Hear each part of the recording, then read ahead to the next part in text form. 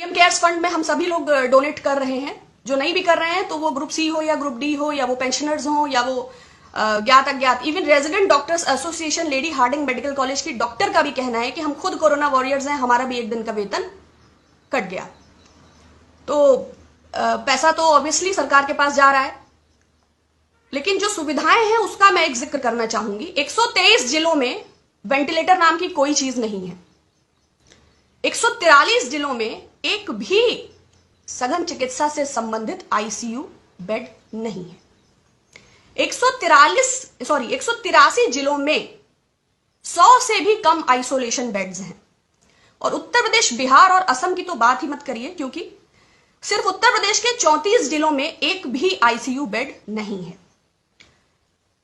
कोई नहीं, 33 करोड़ का हम लोग दिया जलाते हैं, बड़ी बड़ी मूर्तियां बनाते हैं, 2-4 बेड नहीं है तो it's not a very big deal. Madhya Pradesh के 55 में 31 जिलों में एक भी आईसीयू बेड नहीं है। ये पत्रिका की रिपोर्ट है, आई पोस्ट इट। कोई नहीं, मध्य प्रदेश में बेड नहीं है, सरकार तो है। अभी 28 विधायकों का मूल्य क्या निर्धारित हुआ था मुझे तो नहीं ज्ञात है।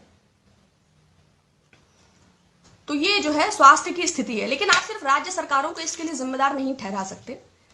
कारण ये है कि फाइनेंस सेंटर और फाइनेंस कमीशन मिलकर जो भी सरकार एक बजट, एक राज्य का जो भी उसको अमाउंट निर्धारित करती है, क्योंकि पीएम केयर्स फंड सीएसआर के अंतर्गत आता है, लेकिन जो सीएम केयर करके राज्यों के जो फंड प्राइवेट बनाए गए हैं वो सीएसआर के दायरे में शायद नहीं आते हैं। तो उत्तर प्रदेश को 1,40,000 करोड़ रुपए इस फाइनेंस कमीशन और सेंटर की बॉन्डिंग के अंतर्गत मिलना चाहिए था, लेकिन मिला है 8,255 करोड़ रुपए। तो आप ये क्या आप समझते हैं कि वो दिया जलाएंगे, कि फगुआ मनाएंगे, कि होली मनाएंगे, कि आईसीयू बेड लगाएंगे, कि आइसोलेशन सेंटर लगाएंगे, कि गाय का भोजन सुनिश्चित करेंगे? सरकार के पास रेवेन्यू जनरेट करने जैसी कोई चीज इस वक्त नहीं है। बिहार को 78,896 करोड़ रुपए मिलना चाहिए थे और मिला है 4,631 करोड़ रुपए। तो आप चाहते हैं कि पूरे देश से वो अपने बच्चों को बुलाएं, कहां से बुलाएं? आप हमारे घर आएंगे, जो हमारे पास आपके स्वागत के लिए उपस्थित होगा वही तो, अब वो काजू कतली है या गुड़ मेरी हैसियत अनुसार होगा। वेस्ट बंगाल को 58,900 करोड़ रुपए मिलना चाहिए था, मगर मिला है 3,462 करोड़ रुपए, जिसका तकादा मुख्यमंत्री ममता बनर्जी कई बार कर चुकी हैं। मध्य प्रदेश को 61,000 करोड़ मिलना चाहिए था, लेकिन मिला है 3,600 करोड़ रुपए। तो राज्य सरकारें क्या करें? प्रोक्योरमेंट के सारे राइट्स केंद्र सरकार के पास हैं।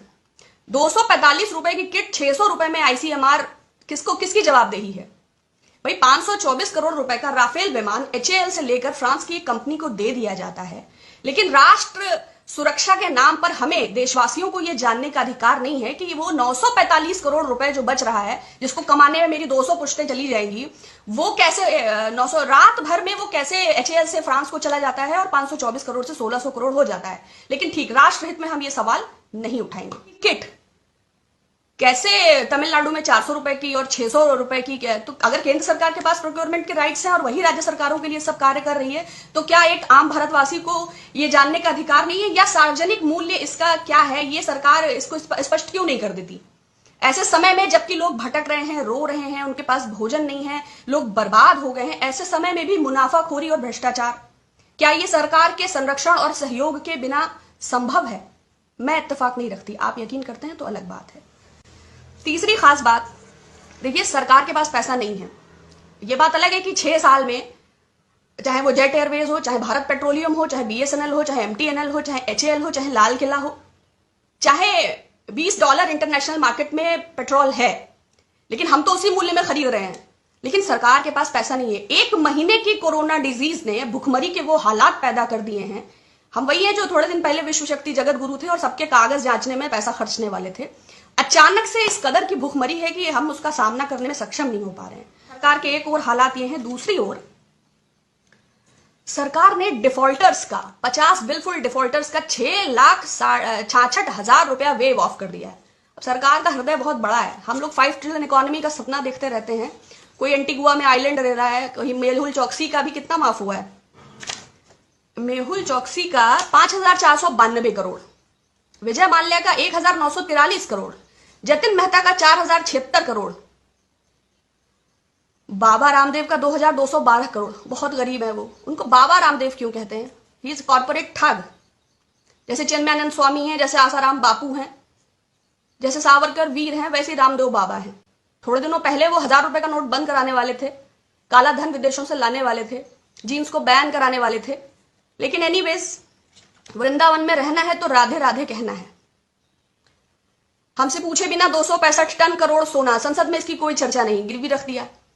भाई बादशाह सलामत के जहन में कोई ख्याल आया कि 8 बजे के बाद ये नोट कागज के टुकड़े हैं, तो वित्त मंत्री से इससे सलाह करने की कोई आवश्यकता नहीं है। बादशाह सलामत ने ये फैसला ले लिया कि उत्तर प्रदेश में सरकार बनानी है तो नोटबंदी तो करना है। और चैनल्स को आप ऑथराइज करिए कि वो चिल्ला चिल्ला के ये बताएं कि काला धन आएगा, आतंकवाद जाएगा, नक्सलवाद की कमर टूटेगा। और लोगों का क्या है, they are busy with Photoshop industry, they are busy with so many things are there even though. लेकिन बैंक फ्रॉड का इतना बड़ा अमाउंट, 32,868 टोटल बैंक फ्रॉड्स हैं और 100 करोड़ के बहुत सारे लोग इसमें इन्वॉल्व हैं। मैंने सिर्फ 2 ही 4 नाम लिए हैं। इसमें आप समझते हैं कि तुम मुझे खून दो, मैं तुम्हें आजादी दूंगा, तुम मेरा रोल वेव ऑफ करोगे तो हम भी तो तुम्हें कुछ देंगे। क्या बिना किसी अंडर टेबल 60 गांठ के इतना हजारों हजार करोड़ रुपए, 6,66,000 करोड़ रुपए वेव ऑफ हो गया? वैसे सरकार स्पष्ट नहीं करेगी, लेकिन भारतीय जनता पार्टी के कुछ भारी भरकम चंदे हैं, कॉर्पोरेट चंदे।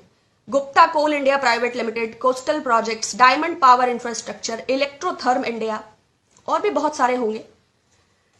लेकिन खैर, देश नहीं बिकने देंगे, देश को किसी भी हालत में नहीं बेचना है। और हमारी धर्म और संस्कृति खतरे में है। न मालूम कब तुर्कों और मंगोलों का आक्रमण हो जाए और हमें जाके हिंदू कुश की पहाड़ियों में छुपना पड़े। तो प्लीज आप अपने हेरिटेज और अपनी संस्कृति को बहुत मजबूती से पकड़िए और बाकी अच्छा होगा।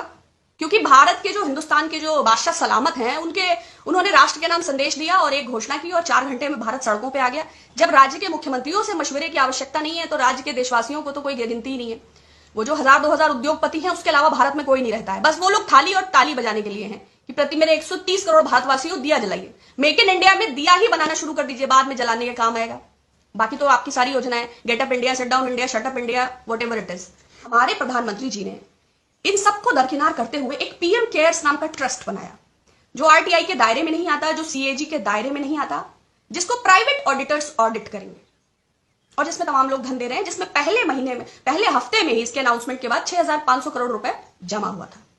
लेकिन उसको लेके कोई पारदर्शिता अभी तक प्रदर्शित नहीं हुई। जब राज्य सरकारों को मिला नहीं, मध्यम वर्ग को राहत नहीं, किसी प्रकार की कोई घोषणा नहीं, तो इसका फंड कहां है? जाहिर बात है, प्राइवेट ऑडिटर्स ऑडिट करेंगे तो हम इस पर सवाल नहीं उठा सकते। और अगर कानून में, डिजास्टर मैनेजमेंट एक्ट में इस बात का प्रावधान है कि नेशनल डिजास्टर रिस्पॉन्स फंड रहेगा और उसको वो काउंसिल प्राथमिकता और आपदा प्रबंधन के आधार पर खर्च करेगी, तो पीएम केयर्स बनाया क्यों गया?